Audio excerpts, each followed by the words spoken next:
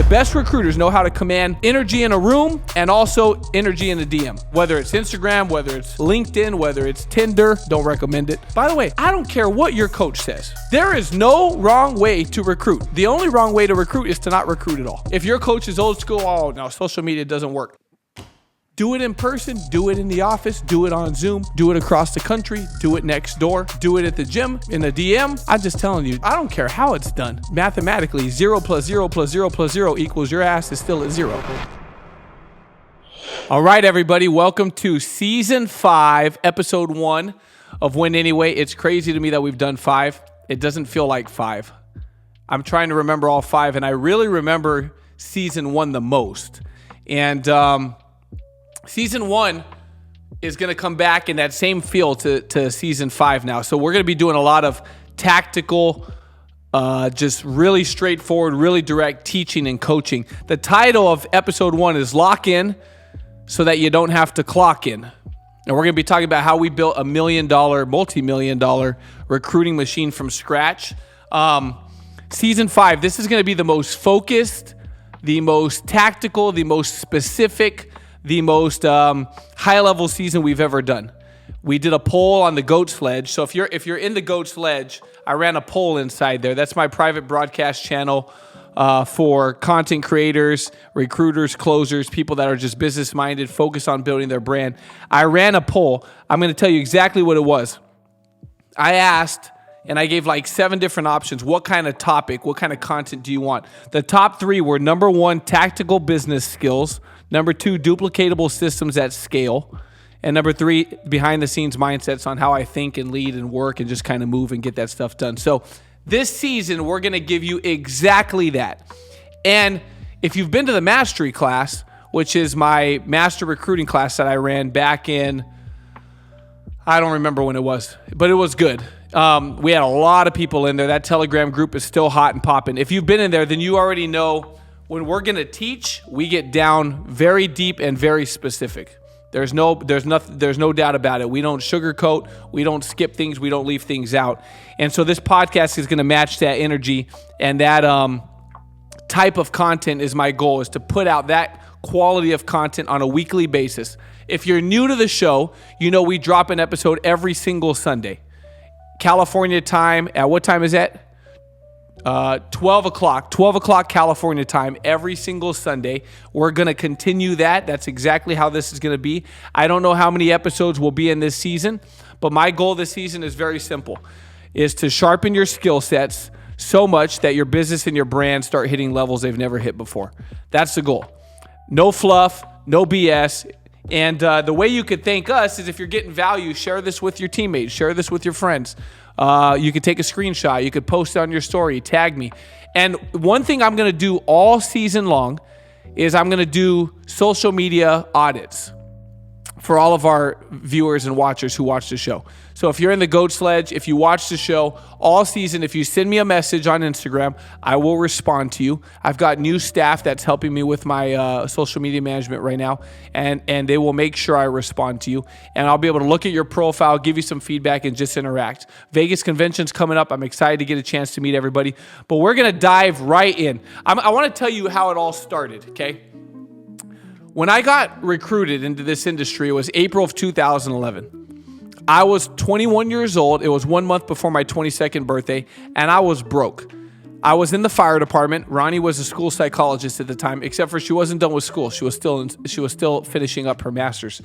And we had just got married, and we were struggling financially big time.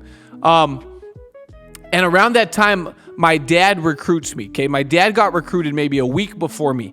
My dad calls me. He invites me to a meeting. I show up. I'll tell that story more in depth as we go through the season. But I show up. I start in the industry 1 month before I turned 22. By 23 years old, we already made 6 figures. And then by 30, we were retired. We built $1 million agency, multi-million-dollar agency, almost 600 licensed agents. We're just getting started, and we're doing over 100 recruits a month, and still just getting started. But we've built it all on social media. So one thing I want to start with is by letting you know this business, this whole industry, everything I'm going to be talking about all season long, because this is the season we're going back to season 1 type of content with skill sets and stories and actual in the grind specifics, not just leadership specifics like the last couple seasons. This whole business did not just change my income. It didn't just change my cash flow. It didn't just change my lifestyle. It changed everything. It changed everything. My whole life, my family's life. It changed the way we think, the way we lead, the way we operate, the way we just move on a daily basis. So we did it all starting from zero. When I say starting from zero, I don't just mean we just started with a license with zero. I mean, we started from zero market, zero clientele. We didn't have a built-in clientele that came from our prior careers because we weren't even starting our careers yet. I wasn't 6, 7, 8, 9 years into the fire department. I had just started. Ronnie wasn't 10 years into school psychology. She had just started, and we didn't grow up with money. And so the reason I tell you that is because when you look at starting from zero, we didn't start with a built-in clientele. We didn't start with a built-in market. We didn't start with a top 25 of people we could call that all made 6 figures and all had great careers and were all married and all had kids. I didn't have any of that. When I started, I had a top 25 of my friends who grew up from almost nothing in a lot of cases like us. We had a top 25 where 6 or 7 people on my top 25 were under 18 because I was 21. So I had some friends that were still like seniors in high school and hadn't graduated yet. When my trainer was calling my references, hey, would you recommend Jay for this? Would you be willing to help him with training? One of my friends stepped out of class, her U.S. history class, to answer the phone and do a reference call. She was in high school still. So when I say started from zero, literally started from zero. And we built the whole thing around social media. Now, I'm going to talk a little bit farther down the episode about the different ways to build and to recruit, because I use what I call a 3-lane, recruiting system. But for me, so much of it started on social media. The reason why I do the Goat Sledge is because the Goat Sledge is all about building your brand, building your skills, building recruiting, building your network, being able to associate and interact with other people, right? It's all about building the image of you. The reason I started that is because that's the only reason we succeeded in business. We were able to rebrand ourselves, the way people look at us. When we started in business, people didn't look at me as a business person. They looked at me as, oh, that's Jay. He grew up, his dad's a pastor. He's a troublemaker. He talks too much, blah, blah, blah, blah, blah, right? I had a completely rebrand, not just brand, but rebrand, and then build a brand, which has built us an entire business. So one of the things I talked about in the mastery class I'm going to give to you today, and it's called something I created from scratch. So if you haven't been in the mastery class, if you missed it, if you're new, if you're just now hearing about it, you could send me a DM on Instagram and I will get you all the info because we have a studio produced recording of the entire class. One of the things I did in the class is I wrote a book. I don't really consider it a book. I consider it more of a playbook, more of like a system book. I don't know. Anyways, I wrote a book called, what the heck did I call it? The Mastery Workbook, I think. I don't even remember anymore, but damn, it's freaking good. I'll tell you that. And it comes with the Mastery class, okay? Oh, yeah, I think that's what I called it. All I know is it's freaking packed from cover to cover with content. As you can see, I didn't put a lot of thought into the name of it. More just the fact that what's in it. And it's cover to cover. It starts with an opening letter from me to, whoever's in the class. And then it's just cover to cover. And one of the things inside of it is called, I made it from scratch. Completely, everything in there I made from scratch. It's called the Avatar Blueprint. It's one of my favorite parts of the entire book. And the Avatar Blueprint we went through in the whole mastery class. But I want you to write this down if you're taking notes, because this isn't really going to be a podcast season. This is going to be a training season. It's like one extra training I committed to for every week. Hopefully my team listens to it. How to recruit the right people. Okay, because the whole topic today is how to build a multi-million-dollar recruiting machine. It's how to recruit the right people. I want you to know most people waste so much time recruiting the wrong people. They waste even more time training those wrong people. And then what happens is when those wrong people don't work out and pan out in business, those people quit. And then you get burnt out. There's a difference between quitting and burning out. Quitting is when you just give up. You didn't even try. Burnout is when you try and you're actually working, but you're doing things wrong.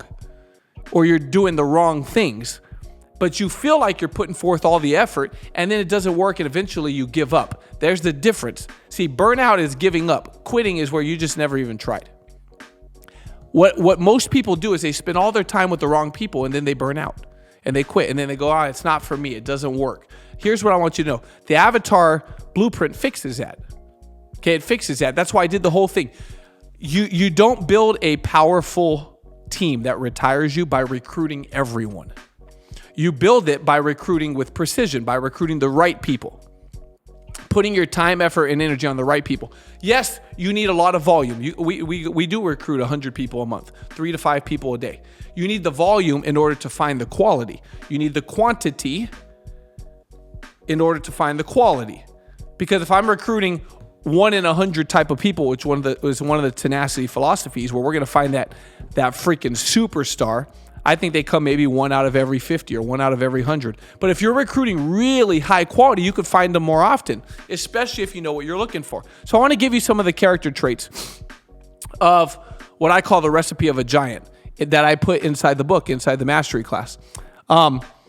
Here's what I look for. I look for confidence, presence, energy, right? Someone where I could see them across the street and I go, man, that person, whatever they do, they're good at it. I look for someone that has a history of winning, whether it's in sports, whether it's in school, whether it's in leadership, whether it's in their career. I look for people that are coachable, but also independent, which means that they could carry the weight on their own, but they also listen. You know, you don't necessarily know that up front the day you recruit them, but you could find that as you're going through the interview, as you're talking to them. I look for people that are mentally and emotionally stable. Can you find that right away? Do you know? Not necessarily, but there are clues when you're talking to them. I look for competitive, consistent, people who show up that are self-motivated. That's one of the reasons I love recruiting at the gym. Because people at the gym, in most cases, no one's forcing them to go. They went there willingly on their own. And if they're in shape, man, as someone who tries to be in shape, I know how much work and how much consistency and how much time it takes to get in shape. More of that is done outside of the gym than in the gym. I look for people that are driven by wanting to make an impact, not just make money. Where do you find that? You find that when you're sitting with them on an appointment and you're asking them, hey, if you're going to do this, why are you going to do it? If you're excited about it, why are you excited about it? What is in your life right now for you or your family or your future family that you want to change? And I look for that stuff because if I find those things, those are the people that I want to work with. Winning is a habit. So is quitting. So is giving up. So I look for people who win and they have a pattern of winning in everywhere in their life, because how you do one thing is how you do everything. And someone who wins when no one's watching, when they're on their own, when they're making decisions of what to eat at the restaurant, and should I follow my diet or should I not? When they're deciding whether to go to the gym or not, should I go to the gym or should I not? I look for that. That's what the Avatar whole blueprint is about. It's how to find the right recruits, how to have a target of what you're looking for. Now, we do a lot of social media recruiting. Like I said, I'll talk about that in a second. But one of the first things I do, if I prospect you and I meet you, so my producer, for example, Jay Justin, if I'm at a restaurant or I'm at the gym or I'm out and about and I see him somewhere and I prospect him, I'm not going to ask for his phone number only. I might ask for his phone number, but what I'm going to get is his social media. Let me tell you why I get the social media instead of get the phone number.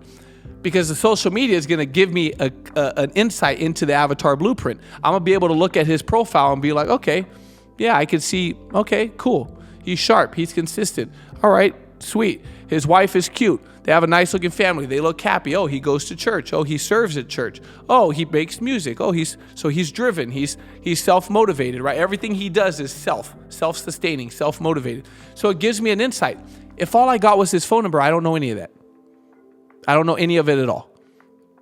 So what am I going to look for when I get on his social media? Number one, I'm going to look, is he sharp? What's his bio say about him? Is it intentional? Does he have an idea of what he's trying to accomplish, right? Is he consistent? Does he post consistent? What does he post about? The things people post about are the things that you want to know about them. They choose what they post. Therefore, whatever they post is exactly what's in their head, and it's how they see themselves. Is he posting about self-development or growth or faith or family or fitness? What is it? Does he put out energy that says, I take myself seriously? I want to work with people like that. People who take themselves seriously.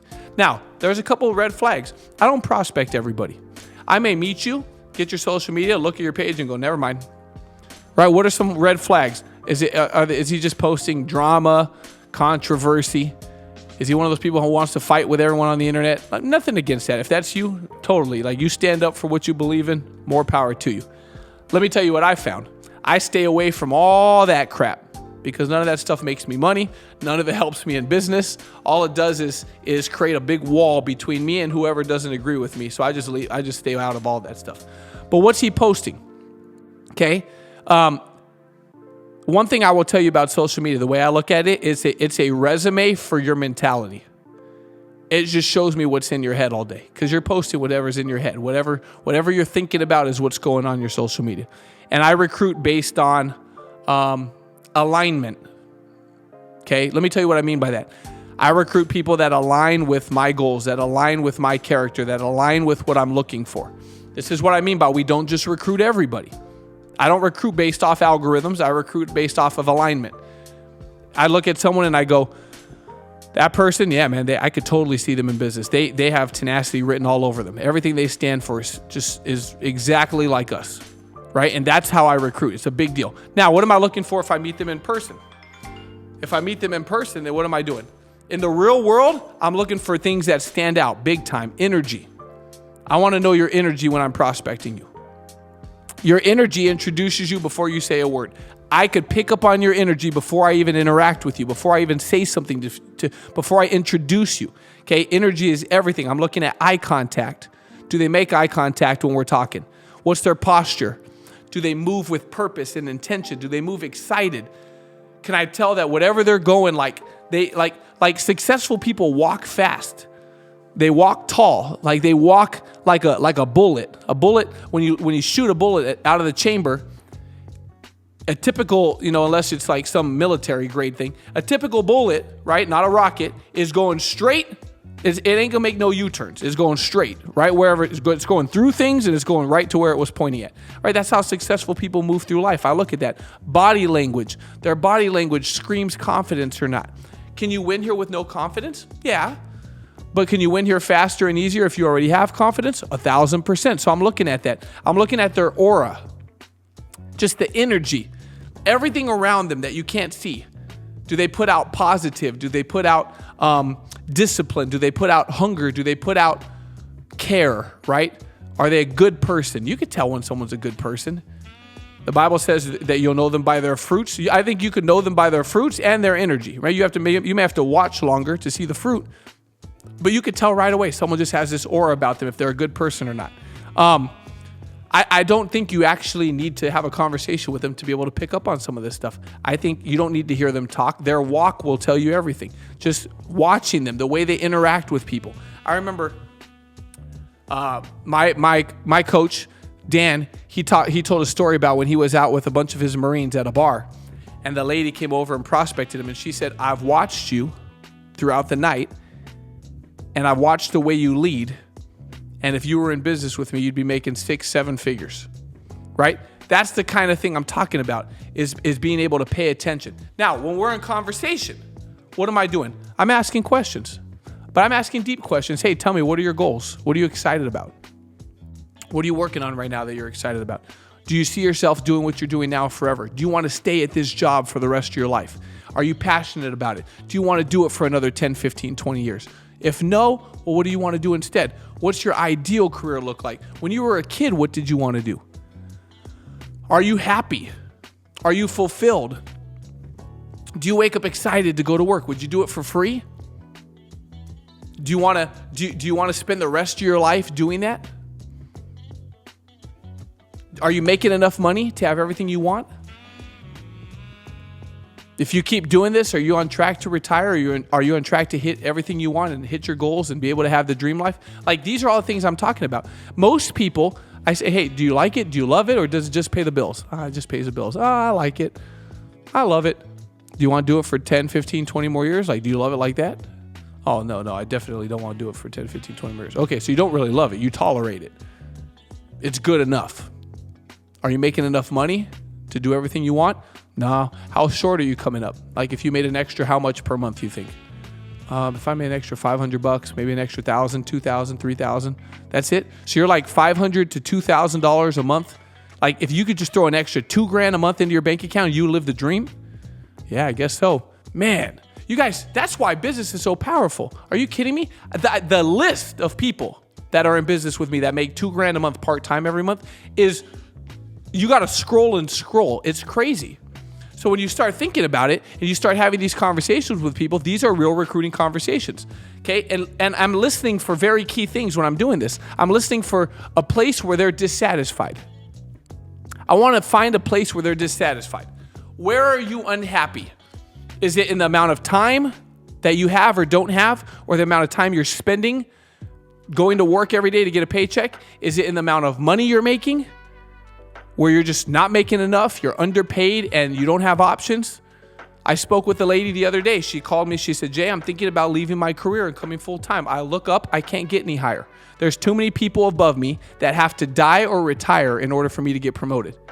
She said, I'm at the top. I want the life that I see when I look at the people in Tenacity and the people in the business that are winning. I want the life that you have, the life that Joey and Randy have, the life that Cammie and Boyer have. Like, that's what I want. That's exactly what she told me on the phone. If she's watching this, she knows I'm talking about her. She said, I want to come full time. Well, guess what? She's dissatisfied on the time and the money, right? She loves what she does, but maybe they're dissatisfied on purpose and fulfillment. Maybe they're not 100% happy. Most people, you guys, when you talk to them, they don't say that they're looking for something new. In fact, when I got recruited, I was not conscious about the fact that I was looking for something new. I did not know. I did not know that. But guess what? They'll admit where they're stuck. They'll admit, like, man, I just don't make enough money. I don't have enough time. I just don't freaking love it. I'm not excited about it anymore. I don't want to do it forever. And then when they get here, they go, oh my gosh, this is exactly what I was looking for. They come into Tenacity and that's what they tell me. This is exactly what I was looking for. But when I talked to them, they never said they were looking for anything. Why? They might not even have been conscious of the fact that they were looking for it. But when you find it, you realize you were looking for it.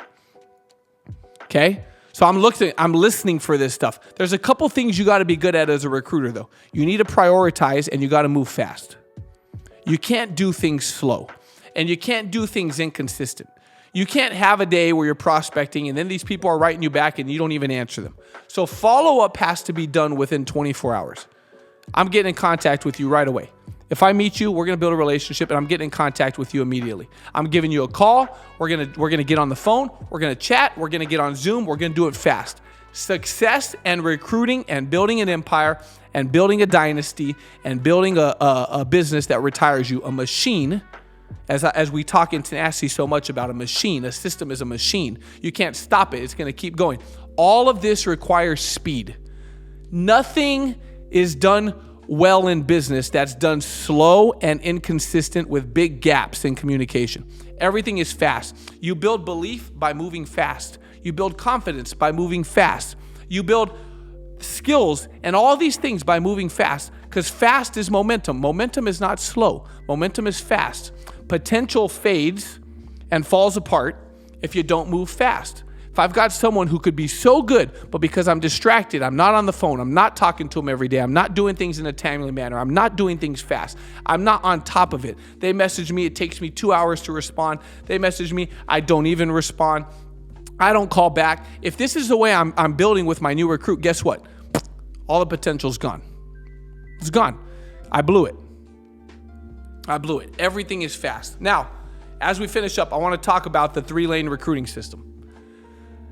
Because I believe in recruiting and building a machine with a net, with big nets, with multiple nets, not with a little hook. Some of us are like fishermen. We're in the freaking lake or the ocean with our bare hands trying to catch fish and feed the 5,000. It's not going to work like that.